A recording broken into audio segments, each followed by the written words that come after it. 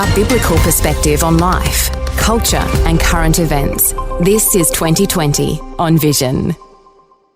Shortly, we will open our talkback lines, and you might like to contribute to our conversation today because we're going to be talking about something that is so close to so many, and a lot of things happening in society and with all of the rapid change that's going on, that burnout is a very significant issue. So some encouragement today for those who find themselves pushed to the brink, feeling trapped, feeling disconnected and drained of energy. And for those whose energy is depleted and you're close to exhaustion, or when you have such a negativism or a cynicism about your work, your own professionalism is suffering and your workmates are becoming your biggest critics. They're the ones that notice something's wrong with you.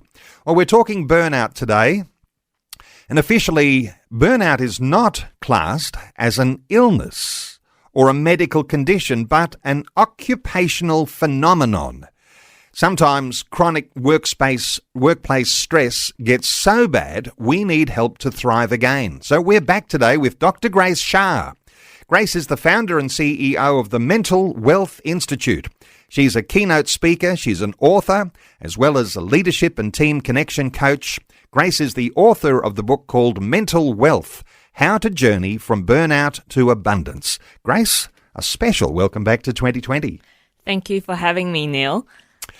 Grace, when you're at your lowest point, and I'll get to hear your story as we warm up in our conversation, but when you get to your lowest point, do you even think that there is a possibility of recovery, of revitalizing again? That's a very good question, Neil. I think a lot of people will find that in moments of burnout or when they're suffering from symptoms similar to depression or anxiety, some people lose hope. And we know that, I'm a dentist myself, and 1 in 6 dentists have suicidal ideations in the previous 12 months, according to a study done by my friend Matt Hopcraft. We know that a lot of people actually feel hopeless in moments like that. But thankfully, because of my faith, I know that, even in painful times, God might have a positive purpose. And I've experienced that in the last few years. And that's why I like to share my story. And, when you mention dentists, and that's your professional qualification, you're a dentist, but you're in all of this space around burnout. We'll get into this and we won't talk as much about dentistry, except to say, when you mention people who are dentists, who are usually well paid, yes, usually people who are intelligent, seemingly got their lives together, but they are people who are under all sorts of stresses and pressures. And so to take that profession, just like many other professions, stress and pressure gets to a point where you can burn out. Yes, correct. So as you correctly said before, the WHO definition of burnout is actually from chronic workplace stress that's not successfully managed. So stress by itself is actually a good thing sometimes. It actually motivates you to achieve things. We all need some deadline to give us a little push on the behind. But actually when you don't manage stress correctly and your reaction to the bad situation is poor, that's when you actually might burn out. And when burnout symptoms sort of spiral out of control and you don't get professional help, that's when it can lead to mental health conditions. And it's interesting, isn't it, to refer to official research, but you might even have some anecdotal evidence here. But it's not just people who, like dentists, as I say, well paid, not necessarily struggling to meet the bills, but in a cost of living crisis where there are people who are working very hard in their occupation and not earning enough money to pay the bills because their rent is increasing, their mortgage is increasing, all of the cost of living, the groceries are going up. Financial pressures too, can that be a contributor to burnout, or is that just another side factor? I think yes, and I know you're addressing the wealth aspect of dentistry. Actually, I get asked this because I am on the board of ADAQ, Australian Dental Association Queensland, and a lot of people have a perception that dentists are really wealthy people, but actually, in my experience, there's actually a lot more people who earn money a lot quicker, a lot better, with less stress than dentists. So dentists is actually a caring profession. We're healthcare professionals. So we're actually always under time pressure. We have to multitask. We have to diagnose. And then actually, people don't like this word, sell the treatment. Sell in a caring, ethical way to the patient that they need treatment. And then we have to actually do the treatment on the spot. And then we have to charge people money with no Medicare rebates, right? So it is a lot of stress. And a lot of dentists actually sometimes lose perspective on life because they're so focused in such an enclosed space, in close quarters, with the patient, with the nurse, and sometimes not having any windows even, and they just work one patient after another, sometimes not having lunch, not going to the bathroom. So I think all of that can build up to become quite a stressful environment to work in. When I first met my lovely husband, Nick, he worked in, a role where he was in the office chatting on the phone and having coffee all the time. And I was like, what am I doing? I'm in the wrong profession here, right? But I do try to address that aspect through our volunteer work. So actually, we've renamed our company B2A Culture because I wanted to, bring in the Burnout to Abundance culture instead of Mental Wealth Institute. And we actually just came back from Thailand where we brought 15 dentists to volunteer. And, I find people who actually go out and serve and volunteer sometimes has a different perspective, and they can see how they can use their gifts to actually help people. Because sometimes in Australia, a lucky country, right, people are just coming to you for aesthetic work or veneers or braces, and they don't see the actual, what it's like when people actually don't get to see the dentist for years. And seeing that actually really impacted some of the younger dentists on our team. Well, it's encouraging to hear that our mental health is not necessarily based on only what your income might be. Yeah. I mean, we won't go down the rabbit hole of, dentists inflicting pain on people because, I've heard that, sometimes dentists... That can affect people's mental health, having people tell you, I hate you when they come in all the time, That's right. But let's just say that across every profession, everyone's workplace, there are going to be some who are under enormous stress. Yes. And it might even come from the sorts of relationship breakdowns that are happening outside of the workplace too. I mean, I imagine that contributes too to the burnout factors. 100%, and that's why I don't just speak about burnout prevention. I also do workplace culture, group, and we do like disc assessments for workplaces, so that people can actually become successful leaders in their workplace, regardless of the role they're in, and actually have a positive influence on the people around them, their colleagues or their patients, and actually understand each other so that they can work better as a team, because relationships and connection is so important. And how you said before that wealth doesn't determine people's happiness and joy. When we're in Thailand, we actually saw that. People who are so poor, but so joyful and so grateful. And then you come back to Australia where people are actually, maybe committing suicide when they actually have so much wealth. And Grace, you've got your own story to tell. You went through some fairly significant adversities. Share with us a few of your own experiences and going through a burnout. Yes, thank you for asking. Yeah, I shared a little bit about this last time when I was on air, but not the full story. So I actually went through burnout a few years out from graduating as a dentist. I was a high achiever my whole life. I duxed my high school and then duxed my uni again. And I was on the road to, becoming an academic or going back and specializing. And that's actually when one of my research supervisors from uni passed away and was found by the cleaners on a Sunday in the postgraduate room of Melbourne Uni. And I think that was a wake-up call for me. And I realised I actually said in all my entry interviews for dentistry that I did dentistry over medicine because I wanted to give universal health care to people. Like, everyone needs a dentist. Not everyone needs a heart surgeon, and hopefully none of my friends and family needs a brain surgeon, but we all have teeth. And also I grew up in church, so I actually saw a lot of long-term and short-term missionaries sharing their stories, and I actually aspired to be like one. So I went on a short-term mission trip instead.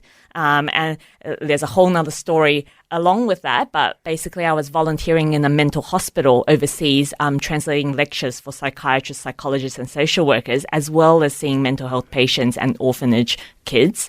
And when I came back, I decided that I had other transferable skills that I wanted to share, and I wasn't just a dentist. I was limiting myself before that in the way that I could serve others or serve God. So instead of specializing, I actually went and did a lot of business courses and property development courses, and I started doing property development. And that's actually when my ex-husband actually locked me up in a psych ward, because some people in the property circle would know the high divorce rate in that circle, because you're dealing with large amounts of money, a lot of stress, a lot of relationships, managing people. And in that moment when money came out from our bank account, he suddenly, had a nervous moment and wanted to control the situation. So I ended up having to go through quite an ordeal, a 2-year ordeal, to actually clear my name as a dentist to be able to practice again with no conditions, and leave the mental health hospital. Like, going from someone who volunteered in mental health wards to someone who lived among the patients was a very different experience again. And so when you go through a relationship breakdown and divorce, Yes. you clearly were in one of those relationships where it was like war and high stress situation. Very high stress, personal battle that you were going through. Yes. But and we'll talk some more as we go with our conversation around the diversity of experiences that you sought to be able to recapture your mental health. And I want to ask you one of the heavier questions when we talk about burnout, Grace, and that is the connection between burnout and suicide. You mentioned that was a part of your story when you were at university. Is this something that oftentimes when we're looking at suicide statistics and how people have decided to take their own life, that sometimes it's because they've been in this mental health state that we might call burnout? Yeah, I wanted to quickly address that. The research supervisor that I was, mentioning, he didn't commit suicide. He actually died of natural causes while he was quite young. But I think him working late at night on the weekend by himself in the postgraduate room was the thing that made me have the wake-up call. But I have also had friends who have committed suicide, and a lot of dentists actually have a high rate of suicide. I know quite a few dental friends who have been quite affected by their colleagues or students who have committed suicide, and that's something that we definitely want to address. And it is a bit of a, unfortunately, a phenomenon in first world countries like depression, anxiety, suicide. When you go to third world countries, you'll often find people are so busy trying to survive and make money, and then they're so grateful when you just even show them a little bit of kindness or even visit as a tourist. Like me and my husband went to Peru a few years ago, and the Peruvians, they actually, you pay $1 US dollar and they let you take photos of their house, their guinea pig, their llama, alpaca, everything.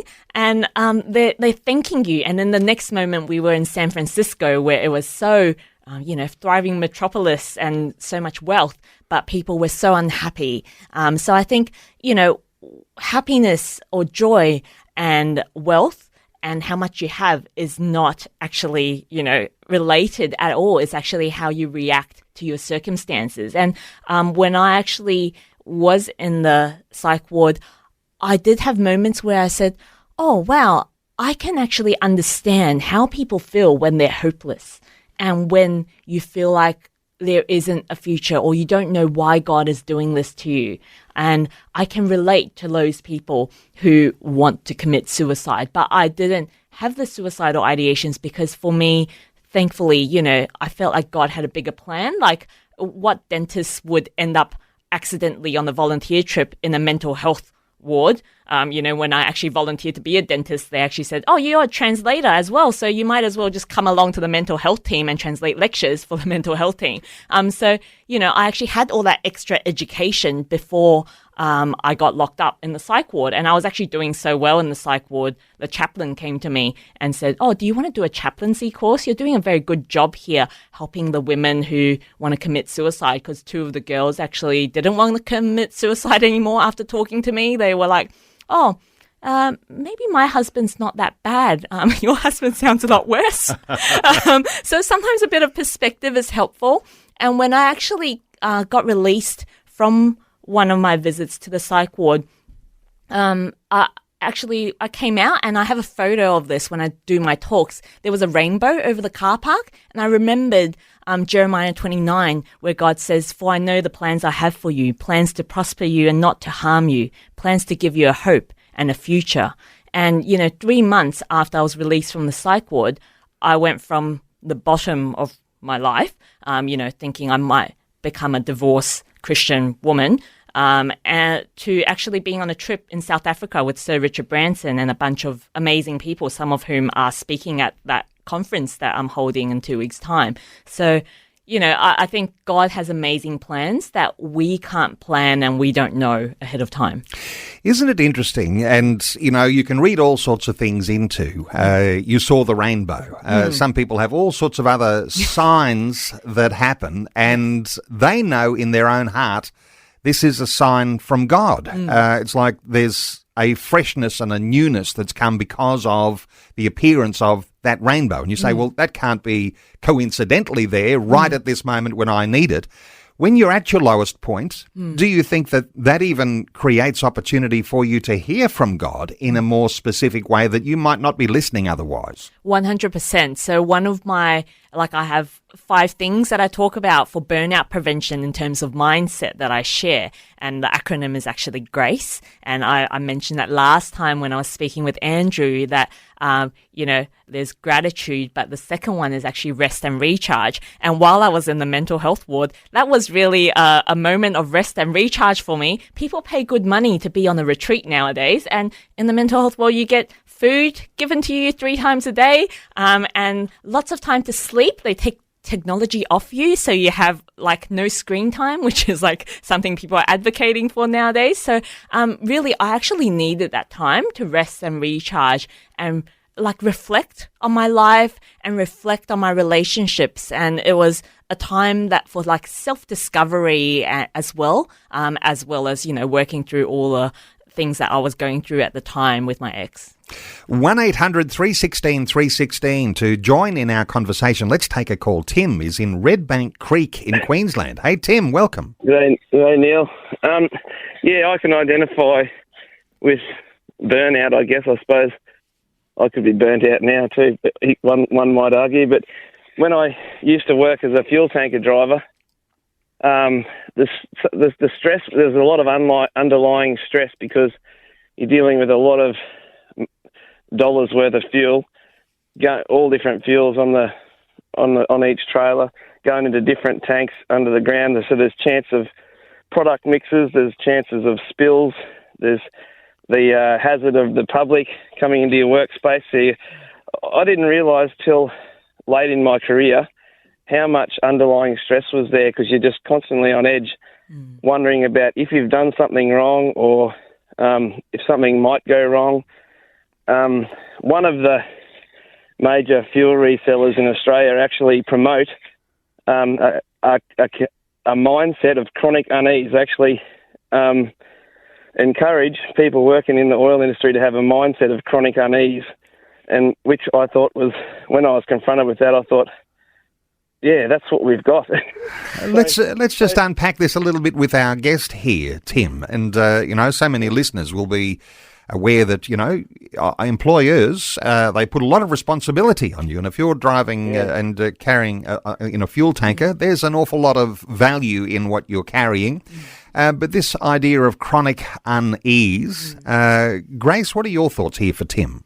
Yeah, thank you for sharing, Tim, and thank you for your work in that industry. I think there's a lot of unsung heroes in, our blue collar industry. My husband used to work in recruitment for blue collar, and we actually found a lot of them were going through a lot of stress and, fly in, fly out people as well, having to leave their families and work for long hours. So thank you for your service.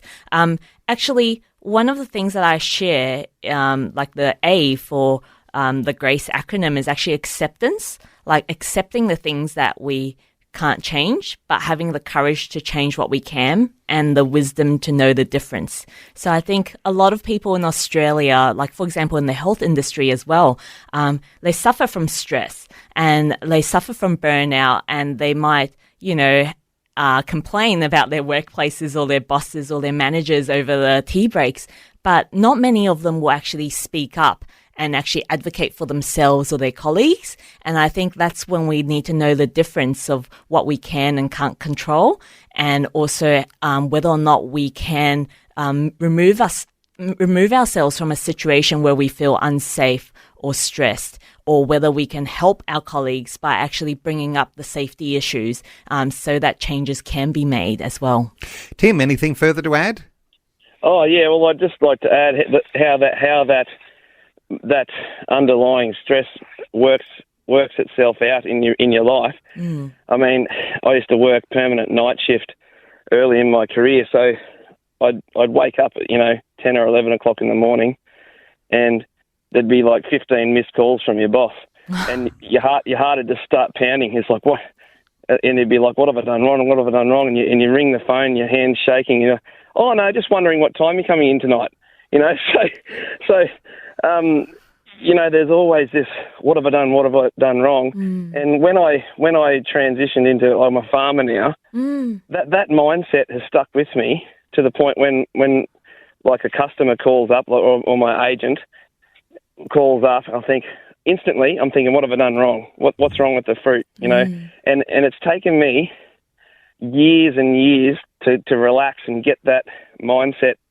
I still, want to be careful about what I do, but just that terror, that underlying terror when the phone call rings and it's a business associate, and you just, it's a real thing, and I think Tim, you're really sharing some really important points here, and coming up to the news, this even thought of feeling terror when the phone rings, is this a part of one of the sort of typical symptoms when you're suffering burnout, do you think, Grace? Yeah, there's a lot to unpack. I think we can delve into what Tim shared after the news as well a little bit, but I think people actually not being able to set healthy boundaries or not communicating enough, which is part of what I do when I do workplace, workshops, communicating with your boss and with your colleagues about when you are available and when you need some rest and when you will answer the phone. That can be helpful sometimes.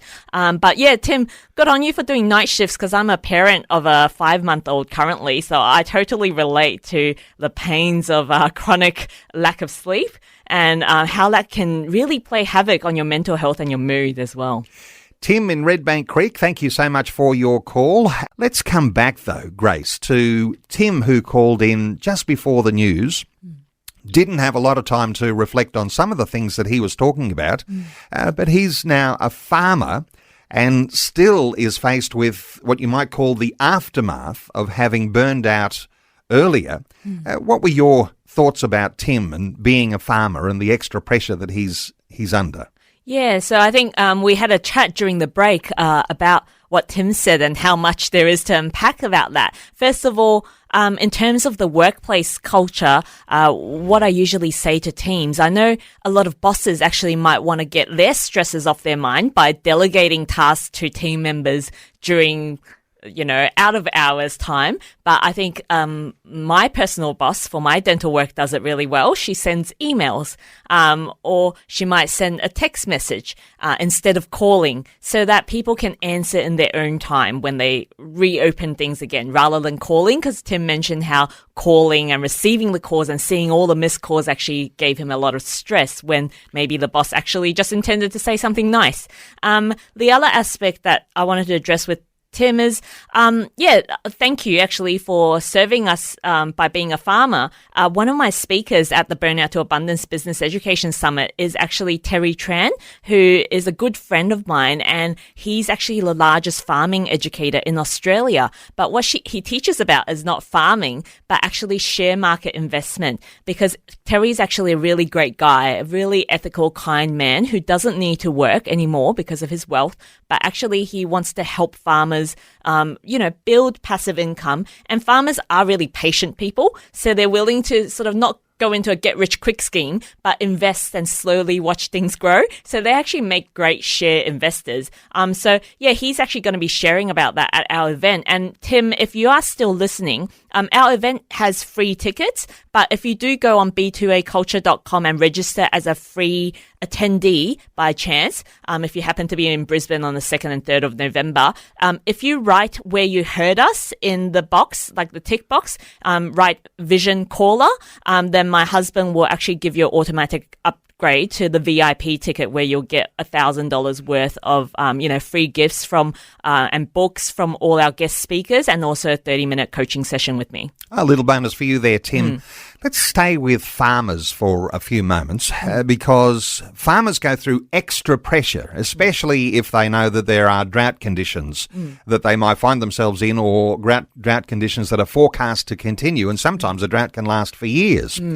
And oftentimes when we talk about this issue of stewardship, the way we look after our finances, because finance no doubt leads to all sorts of stresses and challenges for burnout as well. For farmers in particular, though, preparing in the good times so that you can be able to survive those hard times. Is this something that you like to talk about, stewardship? Yeah, definitely. So that's actually why I'm organizing a wealth or business conference, when people go, that's really clashing with your message, because I speak about burnout prevention. And in fact, I lecture at dental conferences, and I'm going to the vet conference later this week to talk about burnout prevention and workplace culture and healthcare ethics. So healthcare ethics, how did I end up, teaching people also about wealth, is because I found that a lot of health professionals you alluded to earlier, they actually get paid pretty good wages compared to the average Australian, but actually they don't save up for the rainy day like farmers, tend to have to do because of all the weather conditions and the things that they can't control.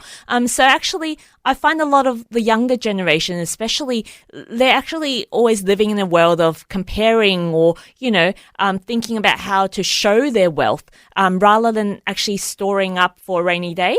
And I think financial stewardship, that's a very Christian concept as well, that's talked about in the Bible. So when we actually make our money, how do we invest it wisely? Because, same with our gifts and talents. God says, don't bury it under the ground or waste it. You actually need to invest it so that it grows and produces profits. And when you actually are not in a state of lack, and you're not in a state where you feel poor, or you're on the bottom of the Maslow hierarchy where you always think about your needs, you can actually then give, and give freely, and give willingly, and not begrudgingly. And that's why we organize the volunteer trip overseas as well, actually, to give not only money, but also give our talents and give our time to people in need.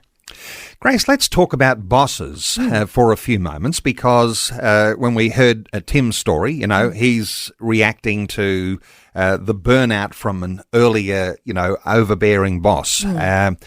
Bosses have a big responsibility, don't they? And as I hear you talk about stewardship, and I'm hearing about the workplace, if you are an attuned boss and you want to get the best out of your employees, you want to see them maximising their workplace output, you want them to be productive, there's a certain sense in which there's some things that you would implement, wouldn't you, from being the boss? Is it too personal for a boss to say, hey, let's have a talk about stewardship, let's have a talk about how you're dealing with your finances, let's have a talk about how that your relationships work at home, and so that you're, as a boss, helping people to avoid burnout? Is that something you talk about?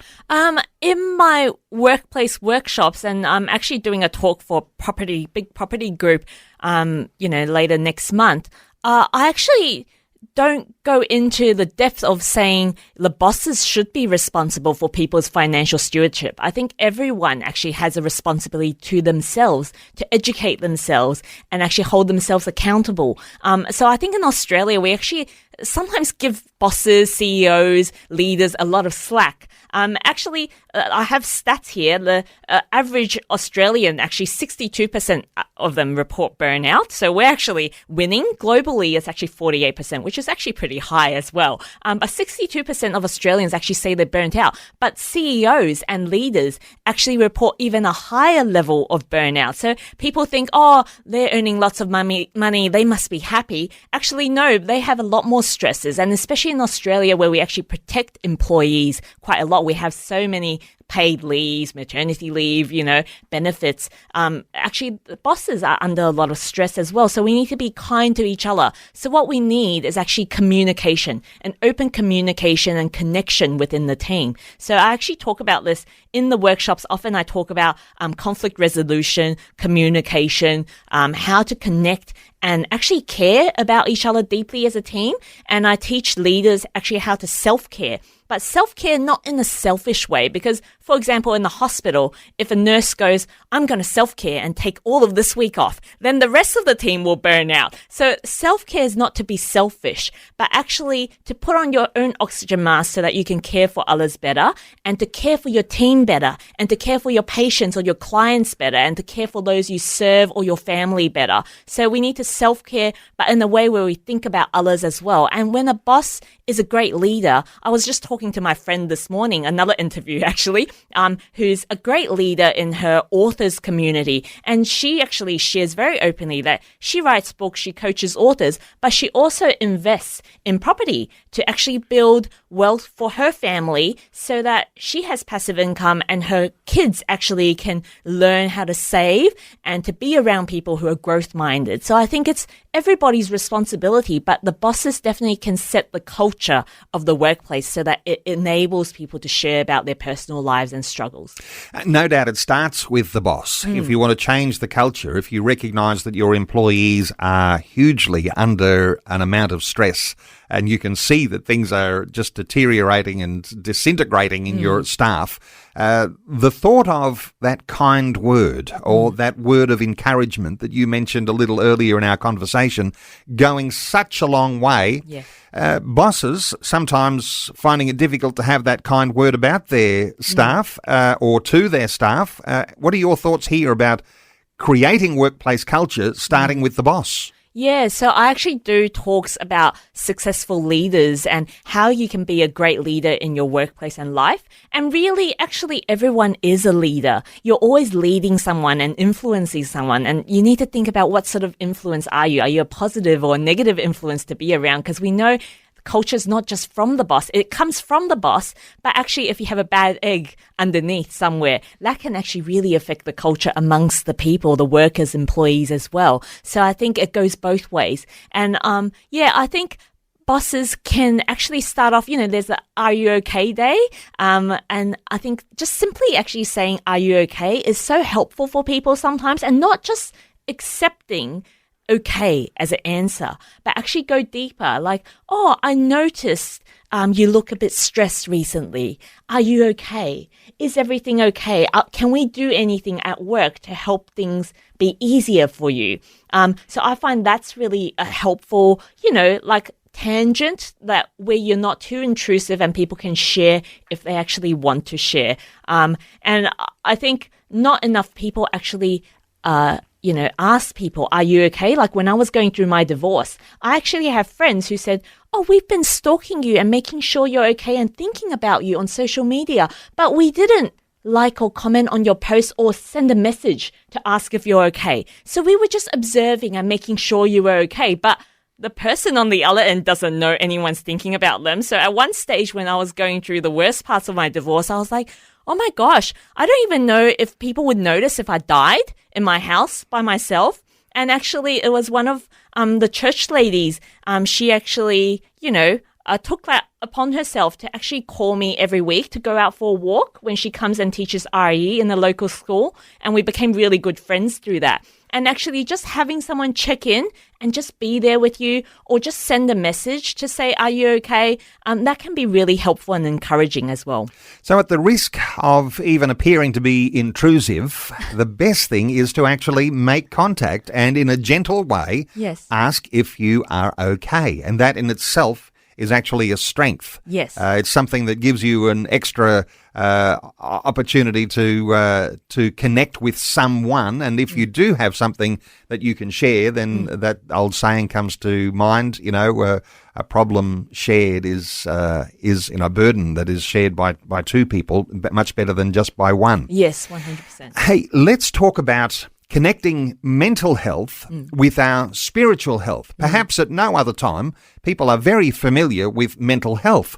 It's still a little bit airy-fairy around the edges as to, what our mental health is supposed to look like. But as I often say, in our Christian walk, with our biblical foundation and the history of Christianity, we've been dealing with these mental health issues for thousands of years. Yeah. So connecting our mental health with our spiritual health, how do you see things here, Grace? Yeah, and I wanted to address the word mental health. I love how you said it before, you said it in a positive way, that you recovered mental health, I think, in the first segment, because a lot of people actually use mental health in a negative way all the time. Actually, mental health is a spectrum. You have mental wellness or health, or mental unhealth, or mental, disorders. So actually knowing the word mental health is not, taboo, and you can actually talk about it in a positive light. And that's actually why I named my book Mental Wealth. Also, just a disclaimer, I haven't published the book yet. It is coming out next year. We've been working on it for a while, as people would know who have done publishing or book writing. It is a bit of a process, but I called the book Mental Wealth, and I had the old company named Mental Wealth Institute because I wanted to play on that, because mental health is such a taboo word, but actually what we want is mental wellness. And also I was thinking mental wealth. What is the definition of wealth?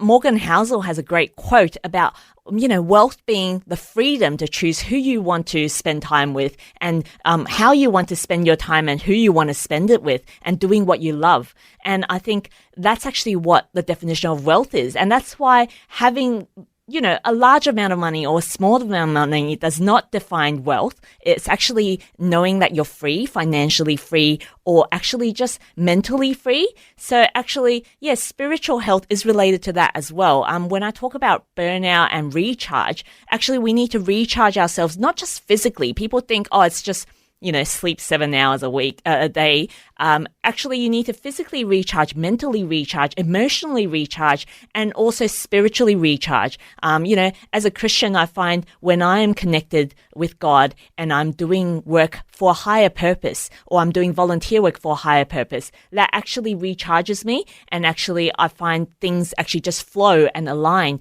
when we're doing things for God and not for ourselves. So actually, always, staying connected with your church community, reading the Bible and listening to God's word, and also praying and reflecting, or, in the non-praying world, they say, being mindful in the present, and also, maybe reflecting on things or journaling. That can be helpful.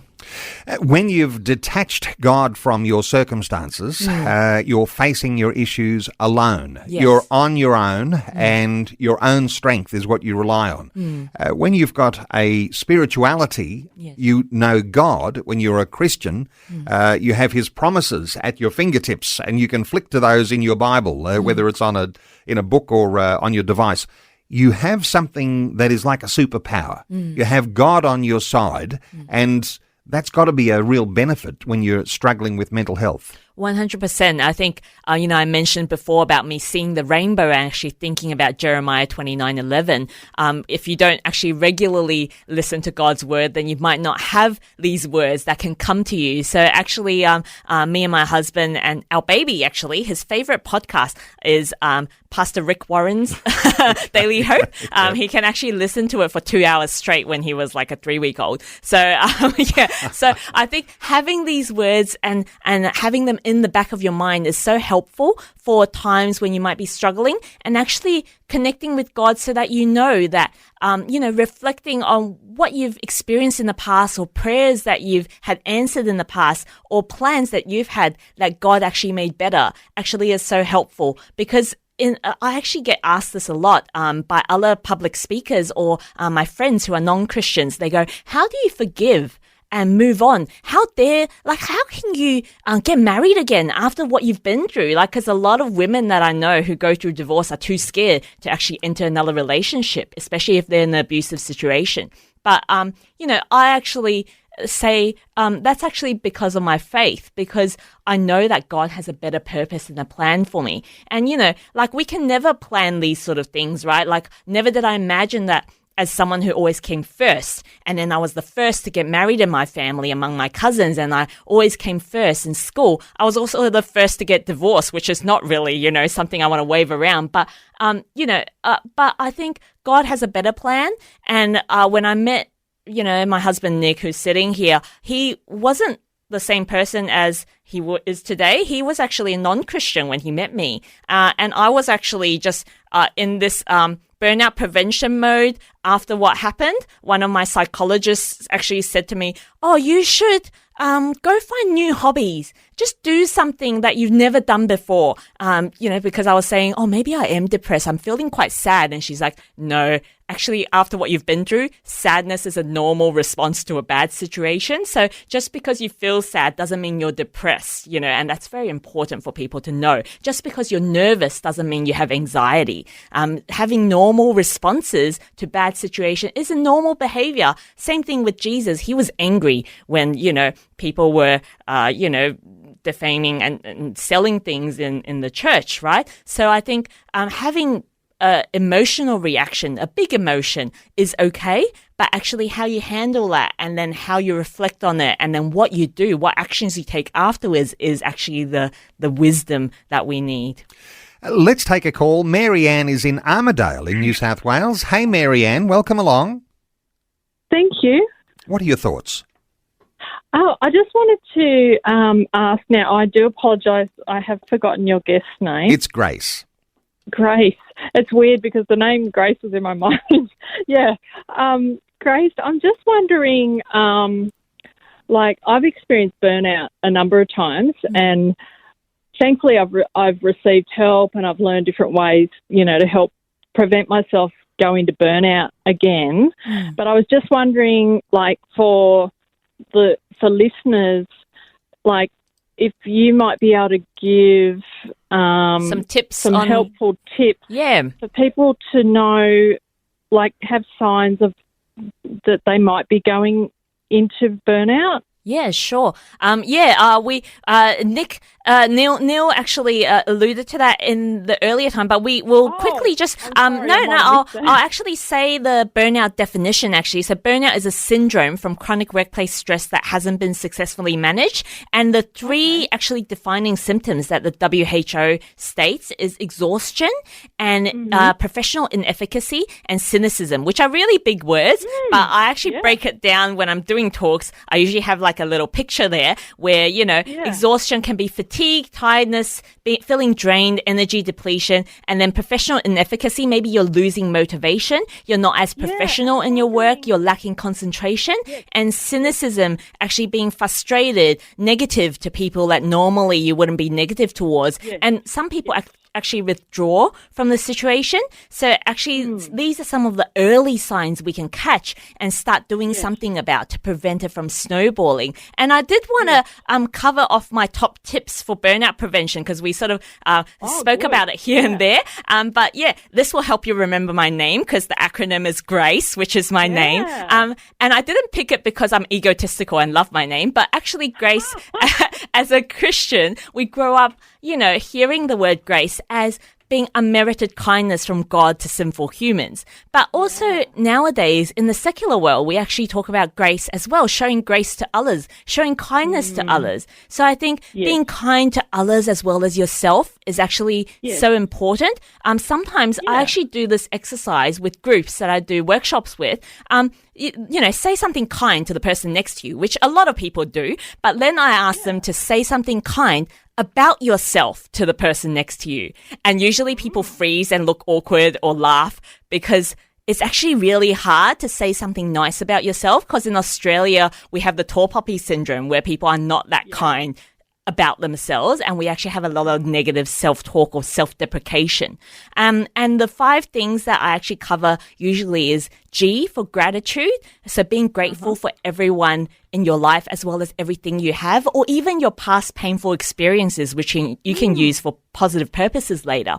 And then R is for rest and recharge. So I spoke about before with Neil, recharging not just physically, but mentally, spiritually, emotionally as well.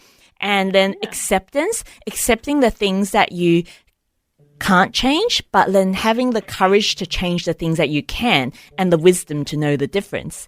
And then compassion. C is for compassion. Compassion, not just for others, because I think in a Christian sense, we always talk about being compassionate to others and giving until we're run dry and we burn out and our cup is no longer full. So actually being compassionate to yourself and seeing yourself as a beloved child of God and a precious child of God that you need to look after as well.